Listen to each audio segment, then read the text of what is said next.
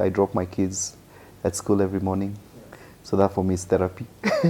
Very therapeutic every morning. Unless I'm out of the country, or I have like one of those meetings that have to happen early morning, but I make a point of dropping them in the morning. We sing, we make declarations. I'm a big believer of confessions and declarations.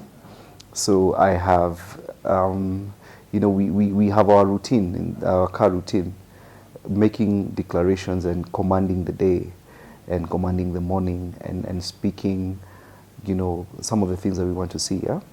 As young as they are, they've now understood that thing. But then, of course, I also get to catch up just to hear what they're looking forward to, what they want to do, and they take that opportunity even just to give me the school gossip, what happened maybe the previous day, and what they really want to do in terms of having fun. My daughter, her favorite day is swimming day, which happens to be on Wednesdays, right? We have quite a number, but then for them, they always tell me this is the new song that we have. Do I have a favorite song? Do we have a favorite song? Man, we have so many that we sing. I'm trying to think. Yeah, but this can be like praise music, you know. Pretty much songs they sing even in school. Yes, I grew up with my parents, together, and I mean, they raised us quite well, and we had an amazing childhood, to be quite honest. We didn't have much, but there was so much love in our home. My parents really supported me, their ambitions, really supported their children actually, because I have 4 siblings, we are 5 of us. So they've always been that strong pillar of support. They taught us the value of hard work, the value of being resilient, that nothing is surmountable. Above all, they taught us faith. My mother was very, very clear about that, because I was raised in a Christian family. And for us, faith was actually something that we were introduced to very young and very early on. Faithfully would go to church. I used to serve in the church. I would participate. I was very active in the church communities even when I was young. So that really gave me a very good grounding as well. Yeah, taught me how to have a balanced view of life. They taught us how to love each other, protect each other, take care of each other, to be aggressive enough to reach out for anything that we want, and that anything is possible.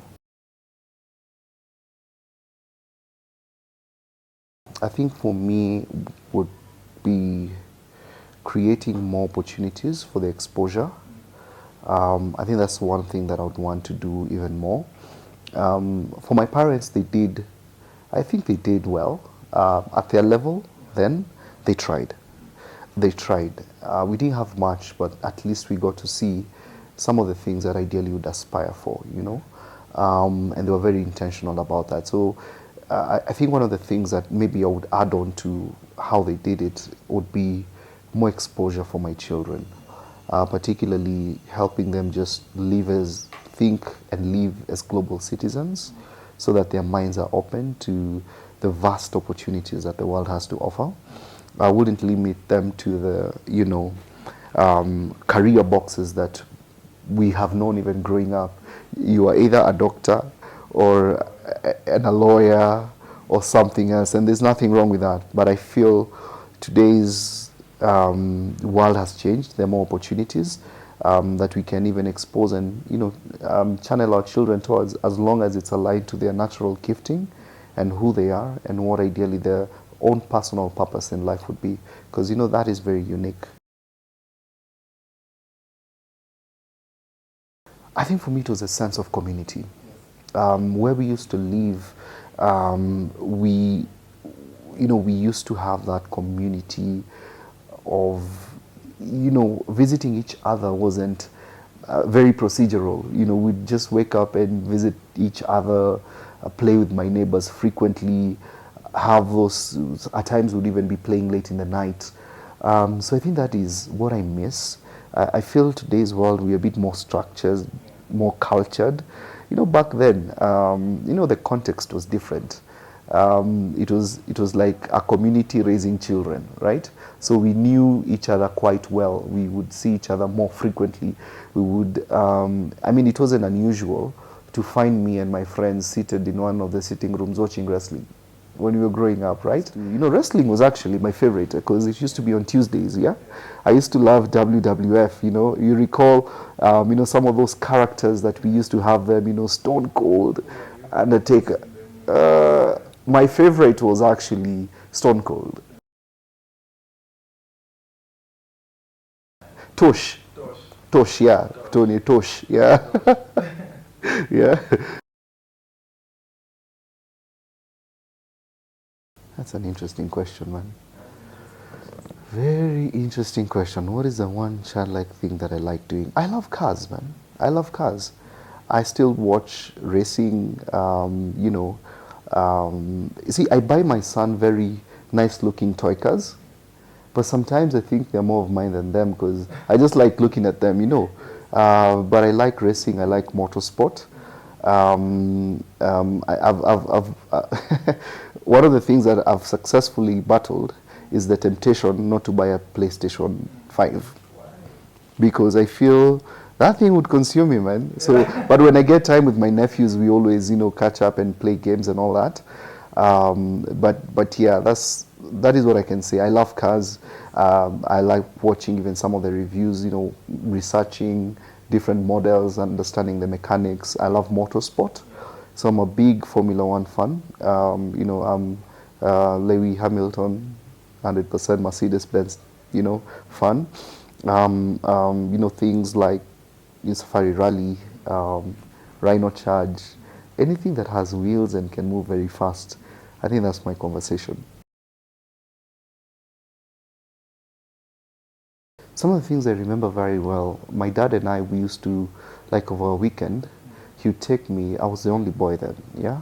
And we'd travel like up country, just the two of us, having conversations. He'd take me to the farm and show me things. Those are things and my dad and I, we're really, really tight. Also my mother, we have a very good relationship. But I always remember those special moments that I'd go with him or he would take me and we go eat nyama choma. So we used to go to some nyama choma joint and just me and him and we'd have, of course we'll carry some takeaway for the rest, for the girls, mom and the girls. But in that joint, it was just me and him. And we would talk and he would tell me things and, we'll just have a good bonding time. He was very intentional. He instilled solid values. My father was that kind of a person, very honest. He's, till today, very honest. He's a very honest man to a fault that even if you'd go to a shop and he's given more money, he'd return it, right? So he instilled the value of honesty, integrity, always doing the right thing. And then our trips to the mechanic, yeah? So whenever he was going maybe to service his car or going to the mechanic, he'd always have me there. And I'll be the guy, as a kid, maybe 5 years old, I'm cheering him on to overtake all the other cars, yeah? So that for me is something that I've also learned even with my son. I make time to give him that attention because, and even my daughter as well. But for my son, the boy stuff, we get to do them, yeah. Just determination and resilience and even faith, yeah. For me, I think I've been helped by God and I feel part of my life, a major part of my life is because of faith and resilience and just being determined. And I live by this life mantra of laser focus, that you'll only achieve results to the extent that you focus on what you want. We live in a destructive world. There's so many things, demanding your attention. But for you to get what you really, really, really, really deserve and what you really aspire to have, you really have to have laser-like focus. So I believe in that. One of the things that I feel like, and I'm still learning, particularly in fatherhood, is just being very intentional, yeah? Making time for the things that really matter. But to be very honest, I have more to learn from him than him from me. If I would say, he's a perfect gentleman. He's an amazing gentleman. He takes time to think. He thinks things through. Many times I would talk to him and, he just tell me, relax. Everything's going to be okay. Don't rush into decisions. Having fun with my family is one way that I get really, my children are young. So getting into their world and understanding their politics helps me. Secondly, I normally take walks, whether in forest like Karura. I'm a very frequent fan of doing that because it helps me still my mind and meditating, deep meditation. So that normally helps me a lot.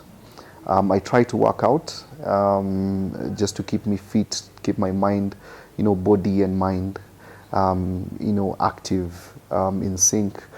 But then I think for me, the biggest one I can say is meditation and even prayer times, quiet prayer times.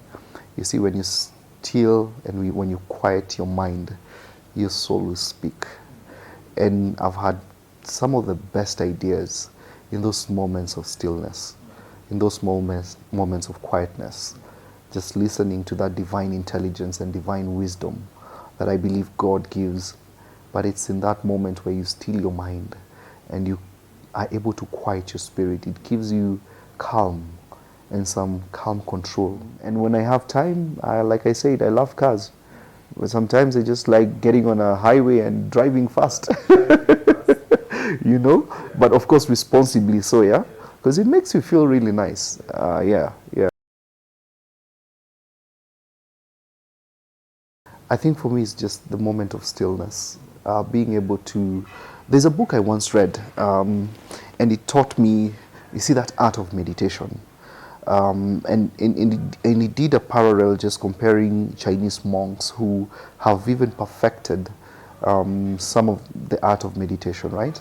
So it's complete silence and stillness, and being able just to, deep breathing exercises, and being able just to have like a flow of energy, releasing negative energy, infusing positive energy.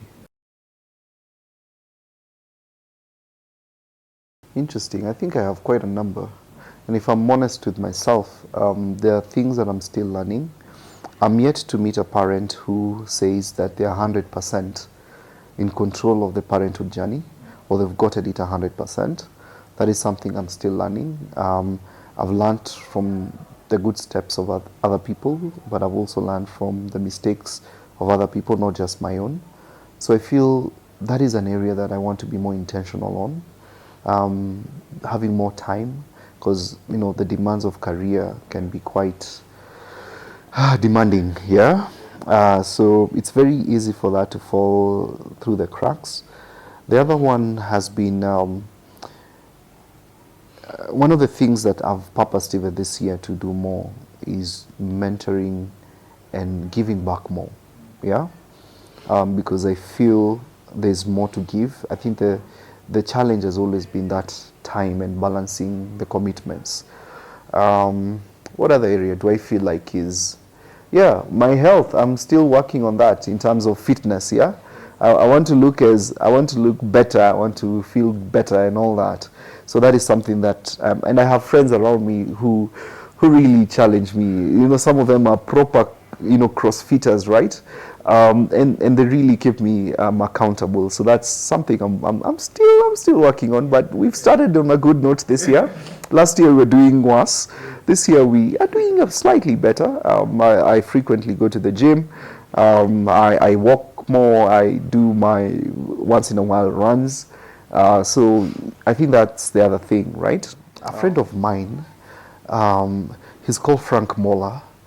he amazing. He taught me an amazing. He actually shed light into an amazing way of looking at work-life balance. And what he told me is that only work-life balance doesn't exist, right? Work-life integration may not be sustainable because you may have different priorities. You may not be able to do the same thing at the same time, maybe with your family or with your community or otherwise at the same time. And he taught me the third better way of doing this, which is work-life rhythm. That there's a beat. And one of the beats, there are beats, and one of the beats is work. And the other one is life. That if at all you can be able just to infuse this so that they go, may not be at the perfect tempo, but they can actually be like a rhythm and congruence, that you not find that one is too far apart from the other. None. I don't think there's one that's easier. But I think for me, everything is all about intentionality. Just being intentional about what you're doing. May not be as perfect, but one of the privilege we also have is that we have very good examples and very good models. Anything that you want to achieve in life and anything that you want to be better in life, there's someone else who's living that. So my philosophy is always to identify who that person is and what I can learn from them. Because success will always leave clues. Anyone who succeeded in anything, they'll leave clues. And if you're humble enough and meek enough to listen to the wisdom that they can share and implement the same, then you can achieve that same level of success.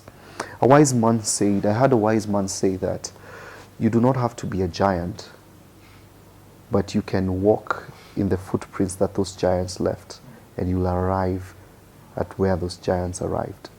And that is a philosophy, because there are pathways to each and every result in life. I'm very clear on the areas that I need to develop, and my mentors, some of them we go as way as 15, 20 years ago, yeah, and they hold my hand because they know me very well. Some of them knew me when I was a very young boy, and they've seen my growth, so they're able to speak wisdom.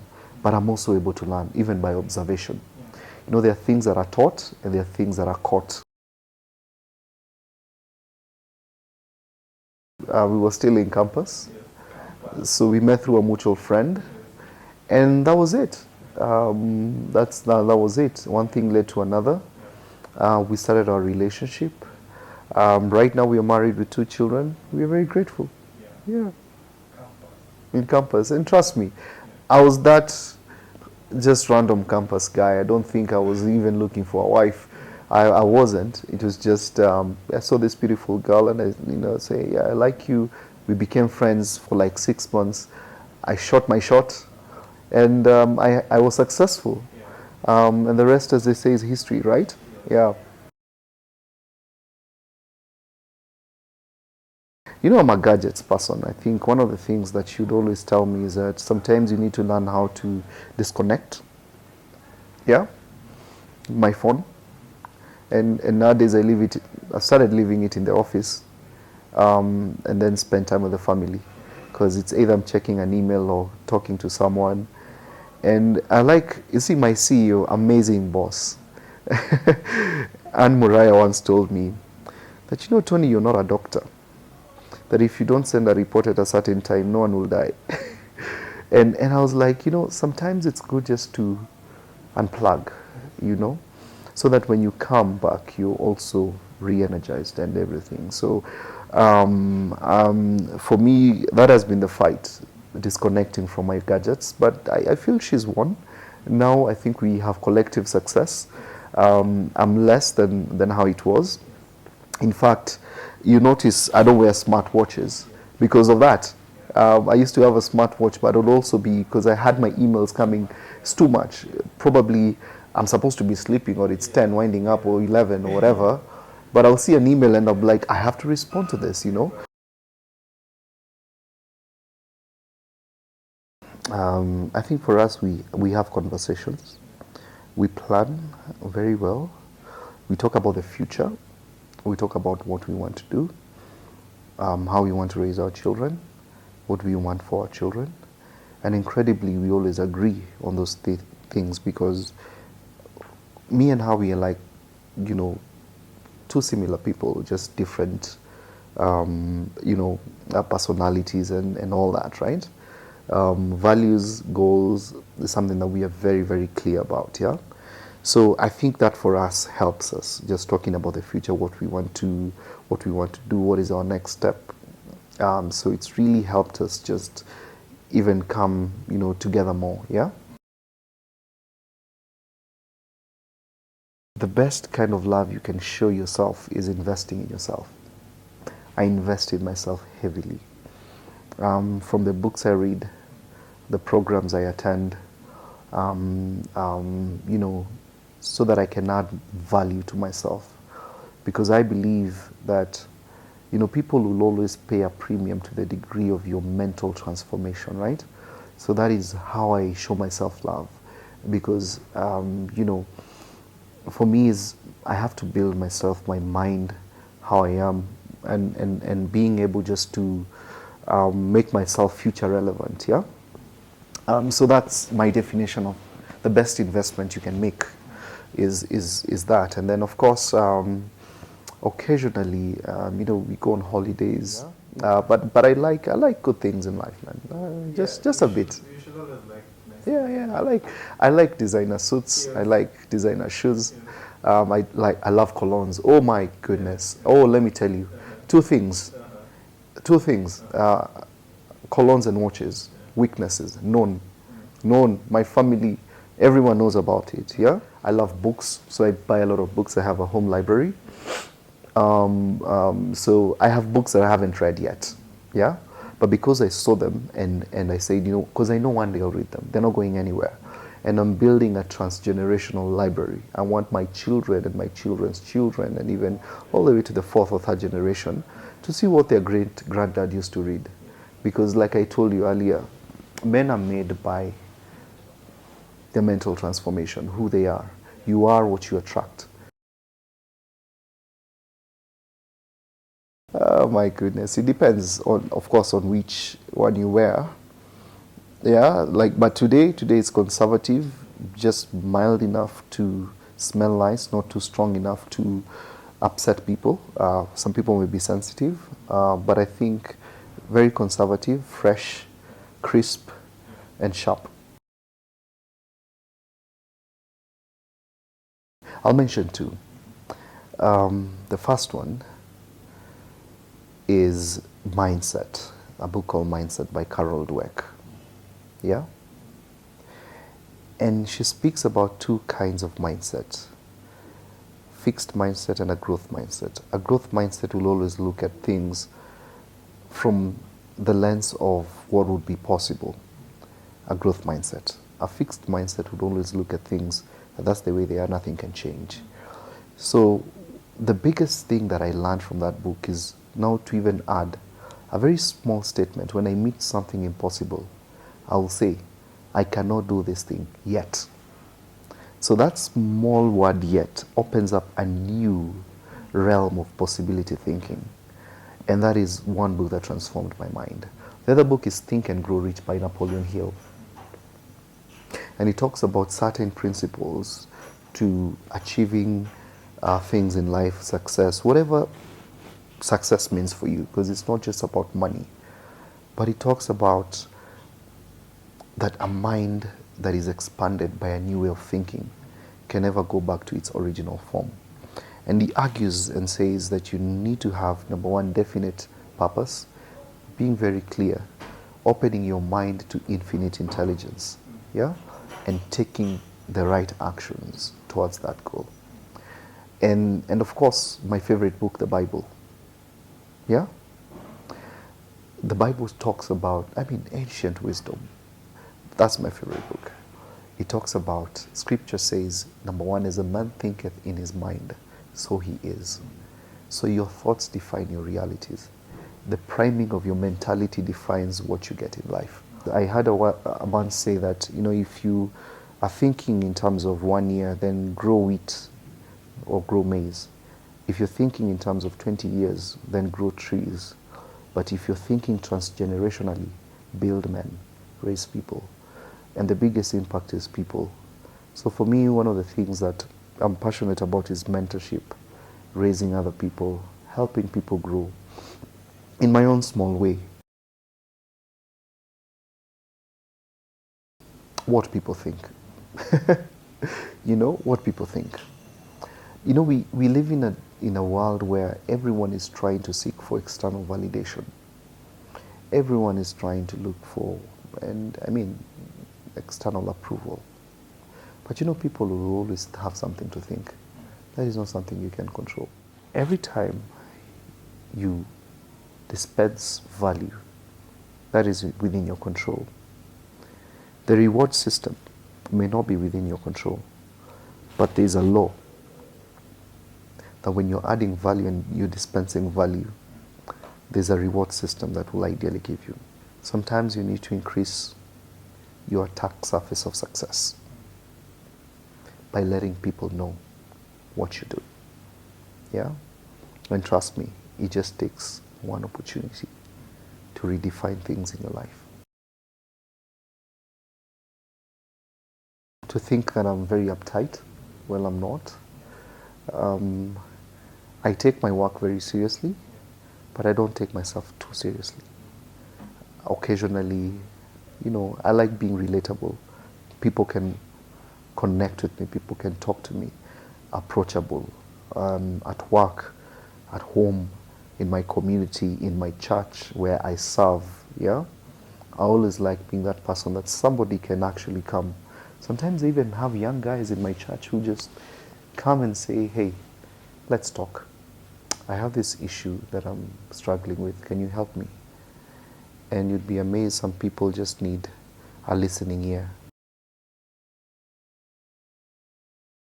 Watching my children grow gives me so much happiness and joy in my heart, yeah? I'm very passionate about that, and I love them. I mean, these kids are amazing. And right now, I can even see their giftings, their talents coming out. So for me, that gives me so much joy. And also, the other thing that makes me very happy, interestingly, very few things would make someone happy like seeing someone transform. When you mentor an individual and they turn out very well, that gives me so much fulfillment. And it adds purpose to my life. It adds fulfillment. I feel that there's meaning when I do that. I have mentees who are now working for some of the big tech players, be it Google, be it Microsoft, you know, global companies.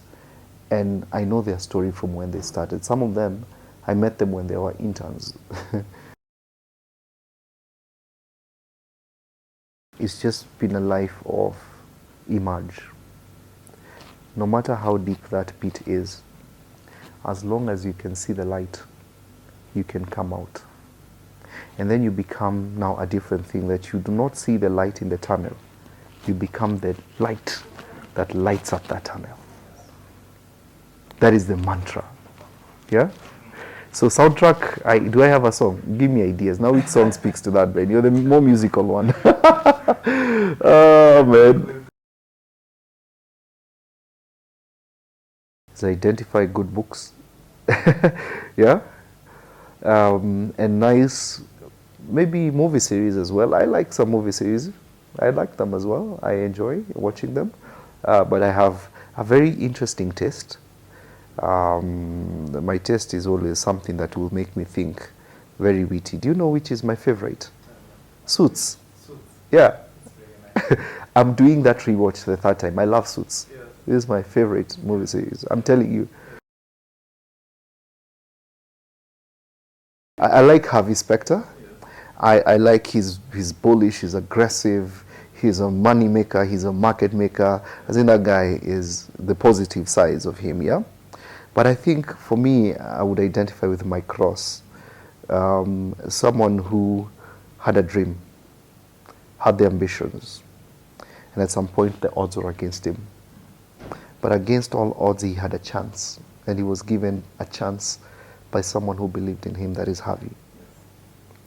And all through, he has beaten all other guys that he was working with. In fact, he's not even trained as a lawyer, but he beats even other lawyers because he became very good at it. Why? He was given the chance. That's the power of an opportunity. When life gives you an opportunity, oh my goodness, give it your best. Kimbia nayo. Proper.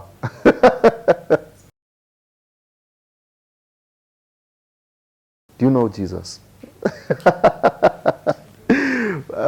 Yeah, you do, eh? Good, good. Maybe I'd say my mom, because she's an amazing human being. And she has this incredible ability with people. In fact, I got my people skills from my mother. She loves genuinely. And she's one person that when you meet and when you talk to, you feel like you've known her for years, yeah? She has very good listening skills. She is very patient. And she fights, for people she cares about, Who else? Who else do I know that you should know? Man, it's a tricky question, because now if I mention some people, some other people will get offended. But I think it's a tough one, but I think the most impactful people in my life, these have been people who have been able to speak hope. Some of them made sure that I am onboarded into certain, or rather I joined certain forums, just because they saw a young man who appears to have the ingredients of, what they should, or someone who's going somewhere.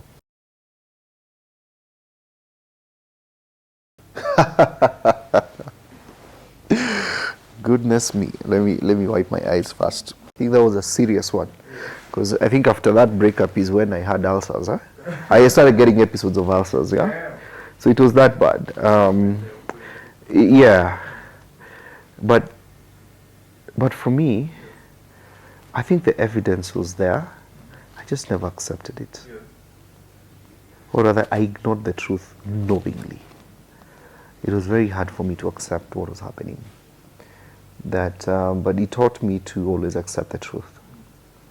Pick up your pieces and go. You'll be fine.